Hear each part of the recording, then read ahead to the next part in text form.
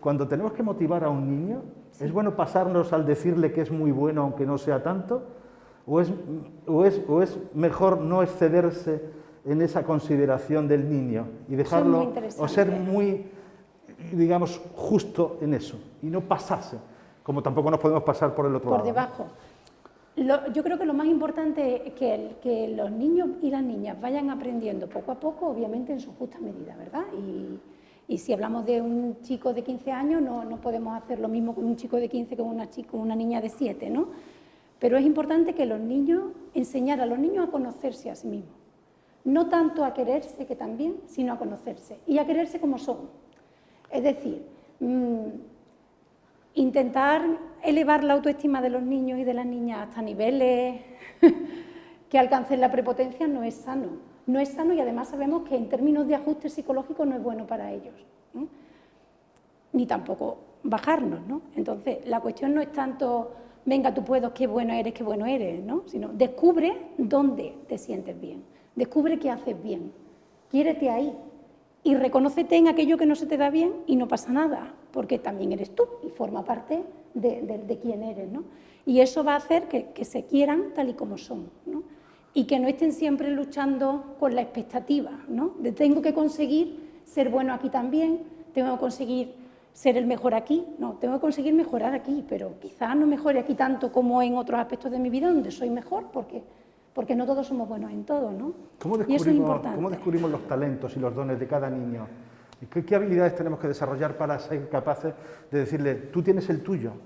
Yo creo que en la escuela es importante favorecer en los niños o darle a los niños la oportunidad de tener diferentes experiencias de aprendizaje. Si siempre ofrecemos el mismo tipo de experiencia de aprendizaje, los niños no se van a descubrir, ¿no? Yo siempre le pongo a mis estudiantes de psicología y de educación el mismo ejemplo.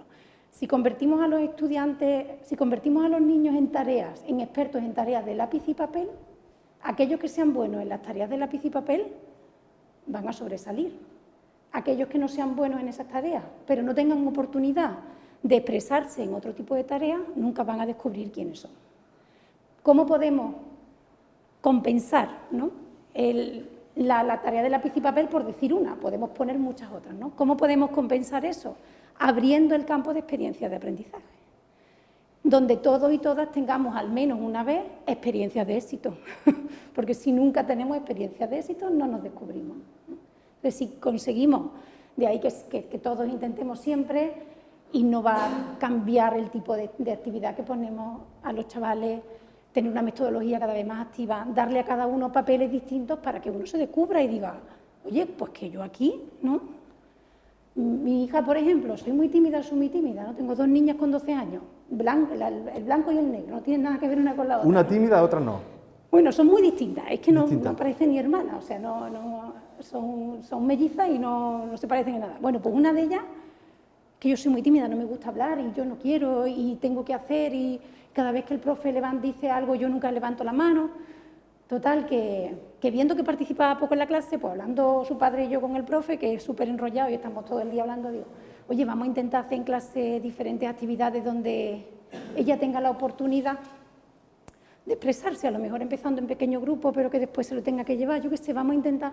Total, que como le gusta mucho la lectura y es una apasionada y está todo el día escribiendo, leyendo, pues digo, el profe, vamos a engancharla por la lectura. Bueno, pues ahora se dedica a contarle a los compañeros lo que lee cada semana. Y entonces están descubriendo que es una gran oradora. Y dice ella, uy, yo creía que era tímida, pero puede hablar delante de mis compañeros. Digo, anda, mira qué bien. Y entonces ahora estamos trabajando que estructure el discurso, porque es muy desorganizada. Pero bueno, se ha descubierto, ¿no? Intentando buscar qué le gusta, qué no le gusta, de dónde podemos tirar, ¿no? Pues por ahí estamos consiguiendo que participen mucho más en clase. Cuando yo pienso en mis hijas, por ejemplo, ahora, que estoy revisitando la adolescencia con ellas, ¿no? Y yo doy clases de psicología de la adolescencia en psicología, ¿no? Entonces ahora que estoy viendo su adolescencia de las dos, yo siempre digo, la psicología no vale para nada. No, quiero decir que me replanteo muchas cosas, ¿no? Y que no todo es, ni todo es blanco ni todo es negro, hay muchos matices, hay muchos grises, ¿no? Pero es verdad, yo siempre pienso, ¿en qué momento evolutivo está un adolescente? ¿En qué tarea está? ¿En qué tarea está inmerso? ¿Qué le interesa? ¿Qué no le interesa? qué tenemos que potenciar y qué no tenemos que potenciar. Una tarea fundamental en la adolescencia son las relaciones interpersonales, los amigos y las amigas. Los amigos y las amigas, los primeros novios y las primeras novias, el primer ligoteo, todo eso es fundamental en su vida, están en esa tarea, es una tarea evolutiva que les va a servir para descubrir quiénes son, su identidad, su orientación sexual, les va a permitir descubrirse poquito a poco en diferentes contextos lo que quieren ser de mayor. Internet y las redes sociales ha potenciado eso de una manera brutal. ¿Qué ocurre? Que si todas sus relaciones sociales son dependientes de Internet, ¿no?, algo está fallando. Y ahí como padres, pues vuelvo a decir lo mismo, ¿no? Como padres y como madres tenemos que reflexionar y decir, ¿para qué quiero que mi hijo o mi hija utilice o tenga su móvil con datos 24 horas al día? ¿Para qué y por qué? ¿Es necesario? ¿No es necesario? ¿Puede suplir la necesidad que tiene de contacto social con otro tipo de actividades? Otra cosa importante, ¿sé yo dónde está metido y qué está haciendo? Porque si queremos que nuestros hijos estén en redes sociales, tenemos que ir nosotros a las redes sociales. Por lo menos saber qué se hace, qué no se hace, qué programas utilizan, qué es eso de la story en Instagram, qué es eso del Snapchat, qué es todos los nuevos programas que existen. Bueno, por ejemplo, ¿qué es eso del OnlyFans? ¿Qué se hace ahí? ¿Qué se mira? ¿Qué no se mira? Eso tenemos que saberlo, porque si no, estamos siempre vamos por detrás, eso hay que asumirlo. Pero si no conocemos lo que se hace y no se hace, es que nuestros hijos están 1 o 2 horas, con suerte, 1 o 2 horas, y no es cierto. Los niños pasan de media enganchados a redes sociales entre 4 y 5 horas, eso es muchísimo tiempo. De media, eso es muchísimo tiempo, y el fin de semana ya no quiero ni contaros. Porque claro, sumémosle que si juego a la Play, puedo jugar a la Play en red, con lo cual estoy contigo jugando a la Play, con lo cual estamos conectados.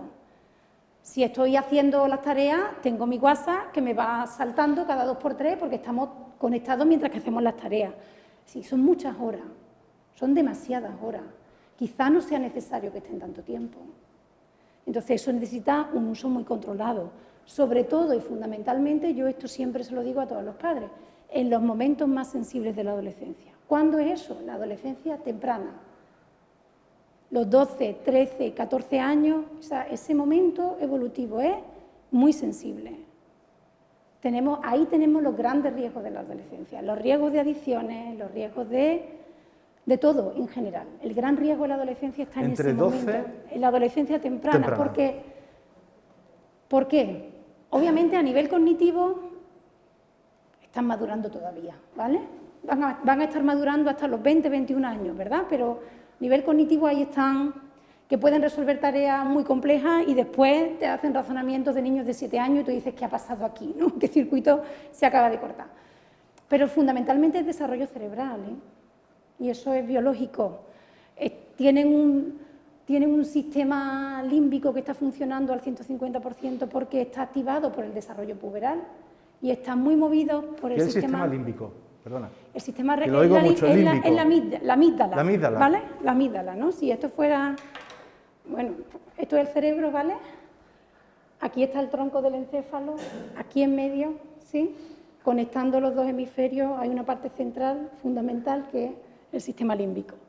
El sistema límbico se activa por las hormonas en general y las hormonas están súper activadas en la pubertad. Entonces tienen un sistema límbico que está como súper excitado, con lo cual se mueven por recompensas inmediatas, lo necesitamos, ¿no? Eso se ve de forma muy clara con cómo comen. ¿Tenéis hijos adolescentes, hijas adolescentes? Comen como bellacos, ¿eh? Y si son dulces... Comen como limas. ¿Cómo? Como las mías están comiendo a un nivel que yo digo, Dios mío, que no me da para llenar el frigorífico. Y además, chuchería y el chocolate, ¿eh? Es una estimulación continua la que necesitan. Y tienen un sistema prefrontal, que es el que nos ayuda a ser racionales en construcción, con lo cual las conexiones fallan. Entonces están muy movidos, su conducta está muy movida por la recompensa. Una recompensa que se sobrecita en compañía de los iguales. Es decir, con los iguales me refuerzan mucho. Y como me refuerzan mucho, yo hago más tonterías y más locura con mis amigos que estando solos, ¿no? Es lo típico que ves a un grupo de adolescentes de 13, 14 años por la calle, tontean, o le pueden dar a un contenedor, o pueden llamar a los porteros. Uno solo no va por la calle y hace ¡pum!, le da una patada a un contenedor o llama a un portero. Eso no tiene sentido. Pero entre iguales sí. Entonces, en ese periodo son muy vulnerables. Y ahí las estrategias parentales, las estrategias de los adultos significativas tienen que estar muy centradas en el control. ¿Sí? Esto es no porque es no. Obviamente, una estrategia de control y de estar todo muy delimitado, con reglas muy concretas, eso con 16 años ya no vale. Ahí ya hay que ser más helicóptero, más supervisión, más monitoreo, más negociación. Pero en la etapa sensible de la adolescencia temprana, ahí tienen que estar muy controlados. Hay que actuar más directamente. Hay que estar muy controlados. Y eso es así. No vamos a ser peores padres ni peores docentes por hacerlo. Al contrario, estamos ayudando y regulando, porque sabemos que hay un periodo de mucha vulnerabilidad. Por ejemplo, sabemos que si empiezan a fumar en esa época, hay mucho más riesgo de que se enganchen al tabaco. Sabemos que si empiezan a consumir sustancias, en ese momento sensible hay mayores riesgos de que se convierta en una adicción, porque tienen un cerebro completamente en construcción y entonces se consolidan pues las adicciones y los neurotransmisores ya se quedan muy sujetos a las sustancias, ¿no? Y a cualquier conducta de riesgo. Entonces, con redes sociales pasa igual. ¿Cuántos niños? Hay muchos niños que ya tienen adicción a las nuevas tecnologías y empiezan cada vez antes, porque cada vez las usan más, sin menos control, sin estrategias muchas veces por parte de los padres y al final terminan estando todo el día conectados, todo el día. ¿Qué se les puede decir que a ellos les convenza de alguna manera para que entiendan que su vida no está en un dispositivo, que tienen una vida aparte, que pueden respirar, relacionarse con los demás, interactuar, conocer personas reales, tocar la tierra, respirar el aire, aburrirse, estar fuera de la casa y no necesitar un videojuego? Es decir, ¿cómo hacemos para que sepan que hay una vida, que es la vida verdadera, que es muy placentera, que nos permite crecer y desarrollar nuestra corteza prefrontal sin necesidad del dispositivo? Bueno, eso no es fácil, ¿eh? Eso no es fácil. Primero porque empezar a hablar de estas cosas con adolescentes ya es muy tarde, hay que empezar antes. Porque cuando uno empieza a hacerlo en la adolescencia tienen ciertas ideas arraigadas ya que dicen cómo escarbo yo y cómo la madeja le quito los nudos. El placer, ¿no?, de la lectura, que... cómo ser capaces de aguantar una película de 2 horas, de saber que aunque aparezca aburrida, pero finalmente voy a conseguir que me emocione, voy a conseguir conocer lo que pasa en el Sáhara. Obviamente es gestión del tiempo libre. O sea, es que para vosotros, primero, es importante que os deis cuenta que la necesidad que tienen de estar siempre conectados no es la necesidad per se de estar conectados, es la necesidad de estar, ¿qué está pasando que no me entero? Igual que cuando nosotros éramos jóvenes, la única manera de estar era estar en la calle. Y cuando uno no estaba en la calle, yo me recuerdo a mí misma mirando por la ventana, porque veía a mi pandilla en la calle y mi madre me decía que yo no me podía estar todo el día en la calle, que primero estudiar y cuando tuviera tiempo a salir a la calle. Pero yo me veía estudiando y mirando porque yo quería estar. Claro, ahora para estar lo único que necesito es un móvil. Entonces necesito saber qué está pasando. ¿Por qué? Porque Internet está 24 horas al día, 7 días a la semana, no para nunca, con lo cual yo tengo la necesidad continua de estar. Si además sé que mi grupo de iguales está, porque soy muy dependiente de mis iguales, cuando soy adolescente, pero igual que somos nosotros cada vez más dependientes de qué está pasando ahí, ¿no? Que cuando uno abre un grupo de WhatsApp dice 200 mensajes que ha estado pasando aquí, que yo no estaba y me lo he perdido todo, ¿no? ¿Alguien me hace un resumen? ¿No? Sí. Porque uno necesita estar, necesitamos saber lo que ha pasado. Pues esa necesidad la tienen ellos también. Si no son capaces de llenar su espacio de tiempo con actividades que les apasionen, como tú dices, para eso necesitan saber quiénes son y qué cosas les gustan o no les gustan. Y eso hay que crearle oportunidades en casa y de manera colaborativa en la escuela. Es decir, la escuela puede hacer muchas cosas, pero no lo puede hacer todo, y menos con redes sociales, porque porque después el niño llega a su casa a las 3 de la tarde y desde las 3 hasta que se acuesta por la noche son muchas horas, ¿no? Y esas horas hay que llenarlas de actividades que le generen placer más allá de estar sentados, ¿no? ¿Y cuál puede ser nuestra posición respecto al ciberacoso? Al bullying que se hace a través de las redes y demás. Aquí hemos, en algún momento, planteado algún caso, ¿no? En las dificultades que eso conlleva. ¿Qué nos puede decir? Bueno, yo creo que contra el ciberacoso creo que estamos todas y todos de acuerdo que tolerancia cero. El ciberacoso no es otra cosa que un acoso a través de las nuevas tecnologías. Y es una cosa que se realiza entre compañeros y compañeras de la misma clase, en la mayoría de las ocasiones o del mismo centro. Eso significa que, bueno, que puede ocurrir por las tardes, pero ocurre por las tardes entre compañeros de un mismo aula o de un mismo centro. Y eso se lleva al aula. De la misma manera, es verdad que parar el ciberacoso es complejo, ¿no? Porque tú no controlas, ¿no?, el uso que los chavales hacen de las nuevas tecnologías cuando no están en el centro, ¿no? En el centro sí que tenemos más control de se usa o no se usa y esa es política del centro y se acepta. Fuera tenemos más dificultades, pero igualmente hay que intervenir. De la misma manera que se interviene frente al acoso y se establecen las medidas educativas y las sanciones que cada centro estime oportuno, hay que intervenir contra el ciberacoso. Los chavales tienen que entender que el daño a través de Internet es el mismo, incluso mayor en algunas circunstancias. Y de la misma manera tienen que entender que el que lo ve tiene que hacer algo, ya sea si lo veo online o si lo veo cara a cara. Y cuando lo ven online, la tendencia de los chicos y las chicas es a no hacer nada, a no intervenir. Como está pasando ahí, ¿no? Parece que como está pasando ahí, no está pasando, ¿no? Entonces ahí intervienen mucho menos. Saben qué está pasando, lo están viendo porque probablemente ocurra en el grupo que tienen y no hacen nada por evitarlo. Y eso se lleva a la escuela, porque es que se lleva por la mañana al centro educativo y se continúa por la tarde en casa y se vuelve a llevar al día siguiente. Aunque al día siguiente en la escuela no se estén utilizando ningún dispositivo tecnológico, pero sigue estando el acoso está presente porque todos lo saben. Todos saben lo que sucedió ayer y están en clase y lo están comentando y lo tienen. Es decir, que hay que ser muy intolerantes y cortarlo lo antes posible. Y a veces los adultos, y yo me incluyo, tenemos la tentación de dudar de que lo que dice la víctima no es cierto. Y eso es una revictimización. Cuando nos llega un niño o una niña y nos cuenta que tal chico o tal chica la está acosando o le está haciendo tal cosa, tenemos una tendencia a la cautela, ¿no?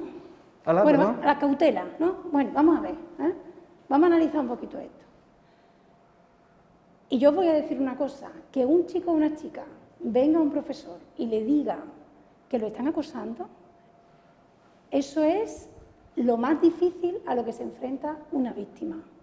Y es la mejor señal de que confía en nosotros, porque por regla general todas las víctimas dicen que se lo contarían a cualquiera menos a sus maestros y maestras, porque saben que no les van a apoyar. Entonces, y eso es lo que ellos nos cuentan. Entonces, que un chico o una chica venga y te lo cuente es una señal de que para él o para ella eres un adulto significativo y de referencia y que sabe que lo va a apoyar. Entonces, más allá de que al final el caso termine siendo un caso que requiera abrir un protocolo, ¿no?, o que no termine abriéndose el protocolo, la víctima tiene que sentirse escuchada, respetada y ayudada. Y no deberíamos en ningún momento... Eso de partida. De partida, siempre, de partida. En cualquier caso. Es cierto que nos podemos encontrar con niños excesivamente sensibles que pueden malinterpretar situaciones. Nos podemos encontrar con víctimas muy distintas. Pero lo más importante que deberíamos entender es que es la percepción subjetiva que uno tiene de que está siendo acosado y dañado, que le están haciendo daño. Y es que eso hay que respetarlo, y hay que entenderlo, y hay que ayudarle. Más allá de que podamos considerar que la situación no es lo suficientemente grave o o que le quitemos importancia, da igual, porque la manera en la que ellos lo están viviendo nunca va a ser la misma, nunca es igual como el chico o la chica lo percibe a como lo vemos los adultos. Y tenemos que hacer un ejercicio de ponernos en su punto de vista, de empatizar con ellos y ver cómo ellos lo están viendo y cómo lo están viviendo y cómo lo están analizando, porque ellos tienen un histórico detrás que nosotros no tenemos. Y ese histórico puede ser, pues que es que tú no me has hecho nada, pero es que llevas sin mirarme, no sé si 15 días, y has pasado de no mirarme a decirle a ella que no se junte conmigo y al final ha terminado todo metiéndose conmigo. Maestro, es que esto viene de muy lejos, claro. Eso de antes es tan sutil que no se ve y no se percibe. Y a lo mejor ni siquiera tú, que eres su compañero, te has dado cuenta, pero la víctima lo está percibiendo. Entonces, en ese sentido tenemos que ser especialmente sensibles, porque a veces caemos en la tentación de decir, bueno, venga, vamos a mirarlo un poquito, venga, no te preocupes, o a lo mejor no es para tanto. Y eso es de verdad lo peor que podemos hacer. Porque es como la indefensión aprendida, ¿no? Claro. ¿Ves? ¿No? La víctima se termina diciendo, ¿ves? No servía para nada. No sirve de nada. Mejor que me calle. Por eso muchas víctimas no lo cuentan. Cuando sale a la luz ya es demasiado tarde. Entiendo. Vaya tarea, ¿eh? Importante y sutil todo eso. Me gusta mucho todo eso que dices, ¿no? De ponerse en esa situación y acercarse a su perspectiva, ¿no? Acercarse a su perspectiva. Y eso para mí es lo más importante.